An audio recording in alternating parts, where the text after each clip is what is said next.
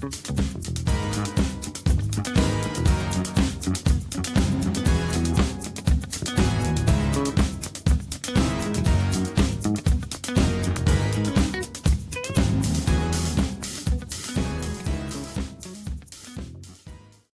everyone and welcome back to the Old Golden Chat.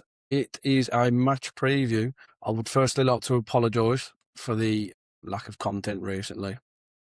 Obviously I've been away and we just haven't been able to get any podcasts out for you as of this week. Me and Liam will be back as of next week and we will very briefly go over all the madness of what has taken place over Wolves in recent weeks. We'll talk all about the words from Nathan Shee about ticket pricing, the Crystal Palace game, the Arsenal game, Tom Eddie, his first goal for Wolves on his Premier League debut. We'll cover it all in next week's podcast, along with, hopefully, 3 points from this weekend's local derby against Aston Villa. It's going to be a very tight affair, but for me, personally, Wolves do tend to get the better of Aston Villa at home. I don't know whether it just feels like we do. I've read up the stats. The last 5 games have finished with 2 wins to Wolves, 2 wins to Villa, and 1 draw at the Molineux. But to me, it just feels like that feels like such a distant memory since Villa were able to beat us at home. We've had so many good experiences against Villa at home. We look at last year when Wolves were really struggling and Bellegarde produced the game of his life for us. And I think it was Mateus Cunha with the old little contract signing. We've had some controversial games against Villa. One of my favourites were the Championship game when we had goals from Leo Bonatini and Diogo Jota, if I remember rightly, the late great Diogo Jota. So yeah, it's a game that I really, really look forward to. For people who don't know me, I've been Wolves all my life. Dedicate everything to Wolves as usual. My dad is a massive Villa fan, so in my mum and dad's household, it's always been a massive, massive game for us. It's one where I need the bragging rights because all we've got this season is the fact that we're going down and we still haven't beat Derby's record yet. So please, Wolves, if you can do me a favour, beat Derby's record of the lowest points in the Premier League tally and beat Villa would be the perfect weekend for me. So I can go and rub it in my dad's face and we can finally put that argument to bed that we are clearly not the worst team to have ever graced the Premier League. But we'll save that for another video, shall we? Okay, let's talk about this game. It's going to be a tight affair. Yeah, Villa are absolutely flying this season. 27 games in, they have 51 points and have won 15 of their 17 games. They've only lost 6. And it almost feels like a far cry from where they started the campaign. They were right down the bottom with us. Couldn't score for Toffee. I still don't think Ollie Watkins has actually produced much this season in terms of what he's been used to in the past. Morgan Rogers is obviously their talisman. And it kind of seems like Villa don't seem to be battering teams this year like they have in the past, especially under Unai Emery. They've scored a lot of goals from range. I think when we played the reverse fixture at Aston Villa, we were so unlucky that game. We were the better team, and I work in Birmingham. I've had a lot of people coming up to me from my base, who Villa fans, who were saying how unlucky we were. We obviously put the ball in the back of the net when John Arias was offside. God, that feels like a distant memory now with Stan Larson and Arias no longer actually being at the club. Crazy, crazy season this has been, to be honest, and not a fine one. Yeah, Villa won that game. I believe that was a shot from 30 yards out, if I remember rightly, off the top of my head as well, which was just typical of what Villa have been this season. But it's hard to take it away from them. It really is. They're sitting 3rd in the Premier League. Technically, they're still in the title. They're not. Let's be honest, they're not. It's a 2-way horse race for that title now. And I'm hoping that Man City go and finish Arsenal off, to be honest. But I digress. Villa have done very well. Morgan Rogers, obviously the talisman. Boubacar Kamara is a fantastic player in that holding midfield. He's such a good player. They've got such a solid back line and it's going to be hard to break them down. But nevertheless, this is a derby and all derbies need a little bit of spice. Let's hope we can go and take it to Villa, because like I said, they haven't battered teams this year. We haven't been battered by teams. It almost sets up that perfect recipe for Wolves to go and do the unthinkable and go and get 3 points and take it off Villa, maybe I'm just delusional. I am. I'm not saying I think we're going to win this game, but it's a game that I think we can go out there and attack. Villa and Unai Emery have always been all out aggressive and on the front foot against teams, whereas we love to counter teams. It sits well for us. Like I said in that previous game earlier on in the season, we were the better team. Because as soon as Villa start chucking players forward, and they will, because their fans will demand that they go and beat Wolves. They do not want to come to the Molineux and be embarrassed by a team who've only won 1 game all season. That will be horrendous for Aston Villa. They will want to put pressure on us from early. That for me is the key to this game. Please do not let Villa score an early goal this game. That is the biggest thing that could go wrong. If Villa go and score early, this could be a bloodbath for Wolves because our heads just drop, the fans are going to play us back, and it could go very, very safe. I know I'm saying this after we were 2-0 down to Arsenal not so long ago and managed to pull back the unthinkable over 2-2. But Villa will want to put the pressure on. Villa will want to embarrass us. Rob Edwards, obviously being a former Aston Villa player, former Wolves player, now the manager of Wolves, he knows what this derby's about. I don't think he'll be stupid to it. I think he will know that the fans will be itching and scratching to try and take this from Villa. And as of late, the atmosphere has been slightly better at Molineux. And I think that's the way that we've got to roll with this. We've got to really get behind the players as hard as it can be and has been. We've got to get as volatile towards the away end as we can and try and put pressure and make Molineux a hellhole, because we don't want to go down breaking Derby's record. We really don't. Rob doesn't want to do it. Wolves don't want to do it. The way that the season's played out, you ask any opposition fan, and not one fan has come and said, "No, we battered the Wolves. We battered the Wolves." Look, probably Nottingham Forest are the only team that have done that this season, and even then, it finished 0-0. So let's put our pride on the line a little bit. I think let's go and attack this game. Let's go and. If Villa want to walk out of Molineux with 3 points, they better have played the best that they've played all season, because they haven't been setting the world alight at all. So yeah, let's go and really put pressure on Aston Villa. I'd like to see us walk away with a win. I'd like to see us walk away with a draw, get even closer to Derby's record. I do not want to lose this game. Obviously, we have to talk about what happened to Crystal Palace last week. Ladislav Krejci getting the red card. That is massive for us because I think he's probably our best defender. He's so calm and collected most of the time. He's got a good passing range. He can bring the ball out when he needs to. It's going to be a massive loss for us. And to have that left centre-back role is something that Wolves, well, it's going to give Rob Edwards a headache, let's be frankly honest. When we did go down to 10 men, David Moller-Wolf was the one who came on in that left centre-back role. Totti Gomez was on the bench. I know he's just come back from an injury, so it needs to be seen whether we play with a left footer in that role or whether we shuffle the pack a little bit potentially. Maybe have Mosquera on the left, Matt Doherty coming on the right. There's food for thought with this one really, because Matt Doherty is obviously a candidate where he knows the game, he knows what it means to Wolves fans. Is he one of the better players at the back? Obviously not, because he hasn't been picked for weeks on end to play first team football. I think the last time he did play, he had a tough game. Totti Gomez available. But for me, if he seems like just a name that's sitting on the bench at the minute to stop a youngster, because if he was fit and available, he's the prime candidate to come on when we go 10 men against Crystal Palace. Didn't come on. David Moller-Wolf, natural left wing back, came on and did a very decent job actually at left centre back. I was pleasantly surprised with his performance actually, and I think he's a player who could really come into his own if given a bit of game time. And unfortunately, it's just Dan Hume way.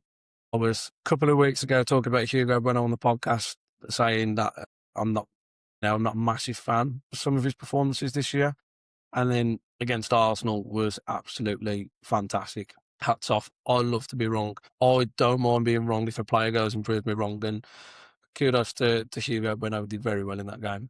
Shall we have a look at what I think the lineup should be?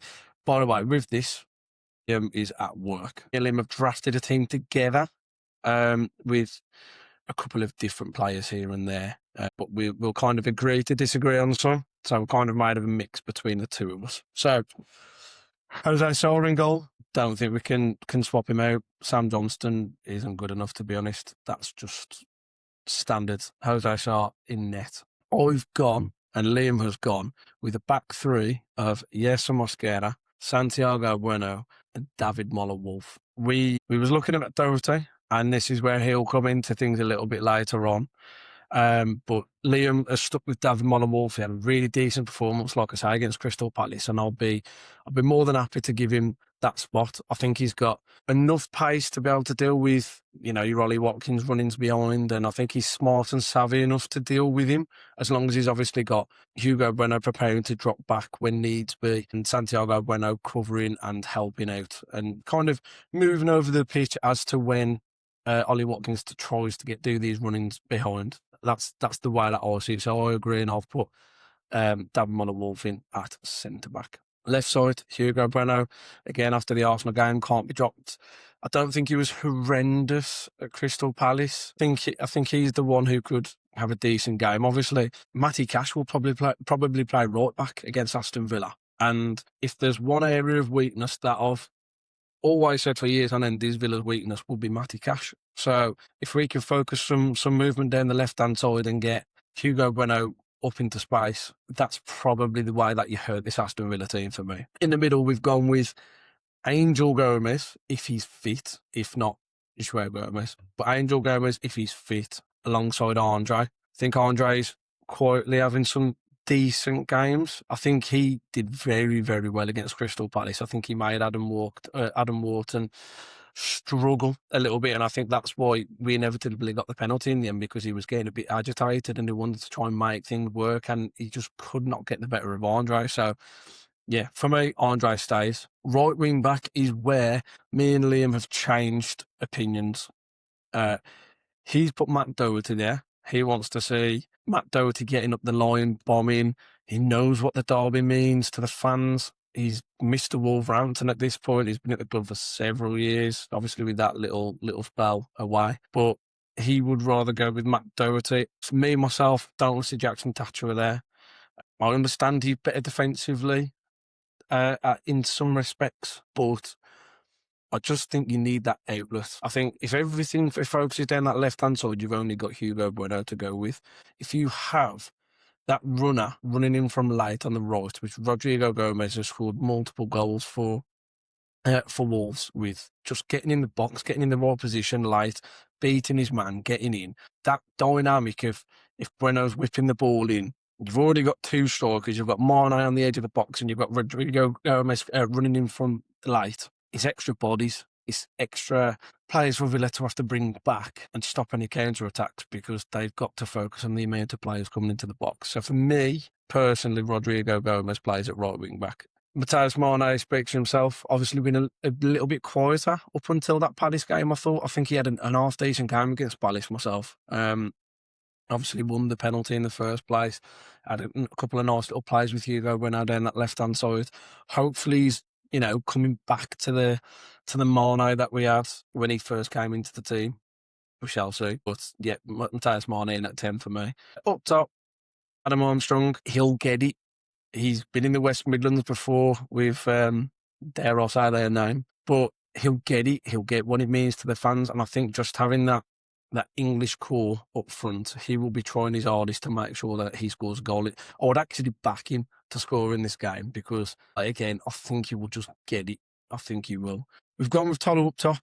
Obviously, we have no other options, but despite everything that's gone on with that last game, I'm hoping that the penalty, along with, and by the way, we absolutely stand with Tolo Arakadara, the racial abuse.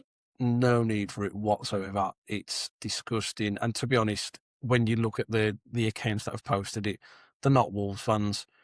They're not even human beings, are they? They are just horrible, horrible individuals, and racism has no place, especially not in our team. No, not a chance. But yeah, I think hopefully that's lit a fire underneath the belly of Tolo. I really want to see him battle, scratch and claw in this game, because if Villa go with Mings, I think Mings will want to win that physical battle. Again, he's a player who's played countless derbies before, and he loves a bit of a rough game. And Tolu won't be afraid to give him that rough game, and I want him to. I want fouls. I want aggression. I want him to be able to try and hold up that ball and bring players into the game, because that's essentially what he's been so good at. His finishing has been completely wide off the mark for us. We know that. It's a player who's lacking confidence, unfortunately. But what he does do well is when that ball comes to him, it sticks to him and he brings players into the game. And if we can do something with that and we push the wing backs as high as we can when we're attacking, and Armstrong gets linked in, Mane gets linked in, Angel Gomez comes in and gets involved. Like, there is a solid core there to be able to go and cause damage to this Villa team. They're not going to want to play at Molineux if Molineux is at its best, I'm telling you. They hate coming to the Molineux. And you could go to Birmingham now and ask most Villa fans, do you like going to the Molineux? Or do you think you'll win the game Saturday? And a handful of them will absolutely say no, because the record speaks for itself. Like, we tend to do well when Villa come to Wolves. So, yeah, for me, that's the way that I would line up. That is the way that Liam would probably line up as well. But we'll see. Let's see how this game goes. Obviously, Rob Edwards will probably have his pre-match press out at some point today, I believe. Time of recording is 10 o'clock on a Thursday morning. So let's see where this game goes. I'm really, really looking forward to it. I'm praying on a Wolves win. So if I'm going to give a score prediction, I think that Wolves will win 2-1. I'm never, ever, ever trying to admit that Villa are going to beat Wolves. Never. Wolves 2-1 win. I'm hoping we get a nice early goal. I think Villa will probably control the game. They've got a lot of quality in midfield, and it's all about that midfield battle again. We've said it all season. We need Andre to play as well as he did against Adam Wharton, against Kamara in this game. I'm hoping John McGinn can't play. I'm not sure if he's still injured. I'm hoping he is, because, again, he's another player who gets up for the game. He loves a good scrap. So, yeah, 2-1, Wolves win.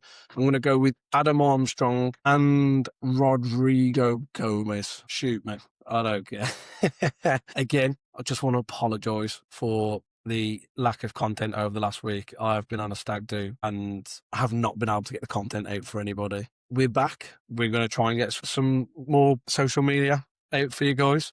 I'm currently in the process of trying something that I'm really hoping will work out. And if it does, then it'll be on the channel and we can talk all about it. If it doesn't, I apologise. Let's hope for another good win. Let's get Molineux rocking. Let's get behind Rob and the boys. Let's see you at Molineux. Come on, you Wolves.